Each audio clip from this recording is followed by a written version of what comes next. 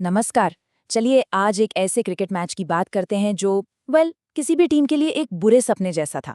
ये कहानी है एक जबरदस्त पतन की, एक ऐसी पारी की जो शुरू होने से पहले ही मानो खत्म हो गई। तो चलिए इस कहानी की गहराई में उतरते हैं। 75 यह सिर्फ एक नंबर नहीं है, इसके पीछे एक पूरी कहानी है। सवाल ये उठता है कि इंडियन प्रीमियर लीग जैसी इतनी बड़ी लीग में एक प्रोफेशनल टीम सिर्फ 75 रन पर ऑल आउट हो कैसे सकती है। तो देखिए, दिल्ली कैपिटल्स की पूरी टीम सिर्फ और सिर्फ 16.3 ओवर्स में 75 रन पर ढेर हो गई। ये सिर्फ एक कम स्कोर नहीं था, ये तो पूरी तरह से बिखर जाने वाली बात थी।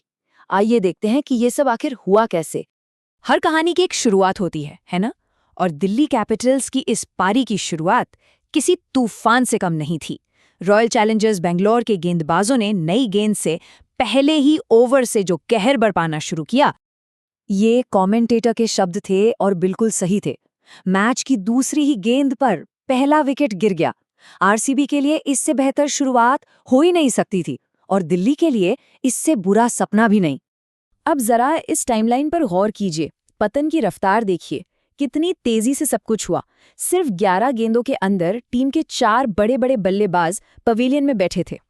मतलब इस स्तर पर ऐसा टॉप ऑर्डर कोलैप्स देखने को नहीं मिलता। पहले पारक, फिर राहुल, फिर रिजवी और उसके बाद स्टब्स। टीम पर जो दबाव बना वो अविश्वसनीय था। और फिर आया वो पल, जोश हेजलवुड अपनी स्विंग और सीम से जादू कर रहे थे। लगातार 2 गेंदों पर 2 विकेट लिए। पहले राहुल को आउट किया और ठीक अगली ही गेंद पर रिजवी को, और अचानक से वो हैट्रिक पर थे। क्रिकेट में ये एक बहुत ही बड़ा पल होता है। पूरे मैदान में एक अलग ही तनाव का माहौल बन गया था। जिन्हें नहीं पता उनके लिए बता दें, हैट्रिक का मतलब होता है जब कोई गेंदबाज लगातार 3 गेंदों पर 3 अलग अलग बल्लेबाजों को आउट कर दे। ये क्रिकेट में एक बहुत ही दुर्लभ और शानदार उपलब्धि मानी जाती है, और हेजलवुड इसके बिल्कुल करीब आ गए थे। तो इन शॉर्ट, शुरुआती कुछ ओवरों में ही खेल लगभग दिल्ली के हाथ से निकल चुका था। हेजलवुड की वो परफेक्ट लाइन और लेंथ और दूसरे छोर से भुवनेश्वर कुमार की स्विंग, इन दोनों ने मिलकर दिल्ली कैपिटल्स की बल्लेबाजी की कमर ही तोड़ दी थी। टीम साफ साफ बिखर रही थी। लेकिन ऐसी थोड़ी ना कहते हैं कि क्रिकेट अनिश्चितताओं का खेल है। जब लग रहा था कि सब कुछ खत्म हो गया है, तब उम्मीद की एक छोटी सी किरण नजर आई। दिल्ली के 2 बल्लेबाजों ने तय किया कि वो जवाबी हमला करेंगे। ये थे डेविड मिलर और अभिषेक पुरेल। इन दोनों ने उस दबाव में पारी को संभालने की कोशिश की।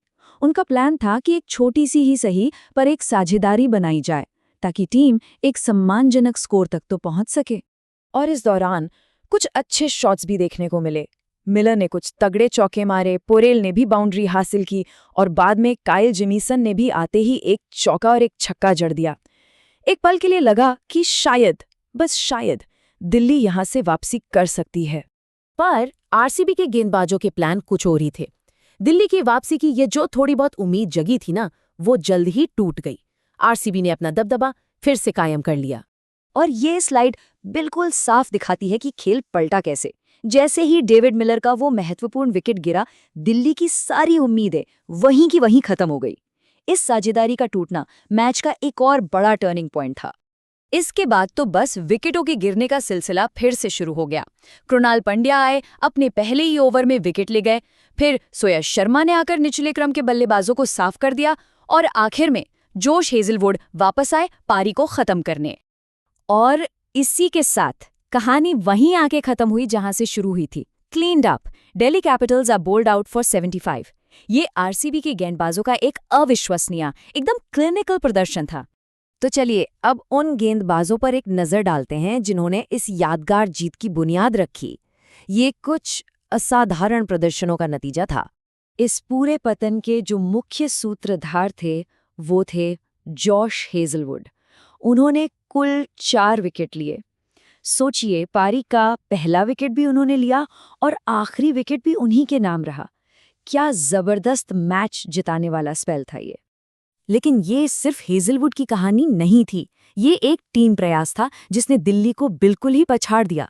भुवनेश्वर कुमार ने शुरू में 2 महत्वपूर्ण विकेट लिए और बाकी गेंदबाजों ने भी एक एक विकेट लेकर दिल्ली को सांस लेने का मौका ही नहीं दिया।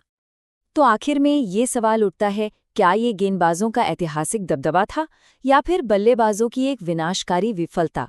शायद इसका जवाब इन दोनों के बीच में कहीं है, और यही तो क्रिकेट की खूबसूरती है। ये दिखाता है कि खेल कितना अप्रत्याशित हो सकता है। सोचने के लिए एक काफी दिलचस्प सवाल है ये।